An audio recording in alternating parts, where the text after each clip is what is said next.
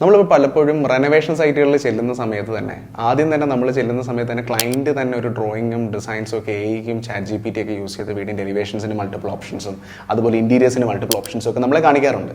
അപ്പം ഇങ്ങനെ ക്ലയൻറ്റ്സ് കാണിക്കുന്ന പല ഡിസൈൻസും കണ്ടിട്ട് സ്കിൽഡ് അല്ലാത്ത അല്ലെങ്കിൽ കോൺട്രാക്ടേഴ്സ് വലിയ പരിചയമില്ലാത്ത ആൾക്കാർ ഇത് കാണുമ്പം ഇത് ഞങ്ങൾ എക്സിക്യൂട്ട് ചെയ്ത് തരാമെന്ന് പറഞ്ഞിട്ട് വർക്കുകൾ കമ്മിറ്റ് ചെയ്യുന്ന ഒരുപാട് പ്രൊജക്ട്സിനെ പറ്റിയിട്ടുള്ള പ്രശ്നങ്ങളും കംപ്ലയിൻസും നമ്മൾ നാട്ടിലിപ്പോൾ കണ്ടുവരുന്നുണ്ട്.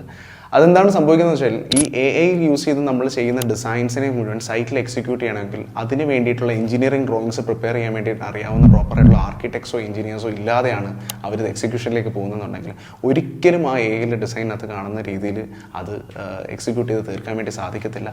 രണ്ടാമത്തെ കാര്യം എന്ന് വെച്ചാൽ മാർക്കറ്റിൽ ഒരുപാട് മെറ്റീരിയൽസ് അവൈലബിൾ ആണ്. ഒരേ ഷെയ്ഡ്സിലുള്ള അല്ലെങ്കിൽ ഒരേ കളർ ടോണിലുള്ള ഇമേജിനകത്ത് കാണുന്നതായിരിക്കത്തില്ല നമ്മൾ ആ സാധനത്തിൻ്റെ മെറ്റീരിയൽസിൻ്റെ തിക്നെസ് ആണെങ്കിലും ടെക്സ്ചർ ആണെങ്കിലും ടച്ച് ആൻഡ് ഫീൽ ആണെങ്കിലും ഒക്കെ.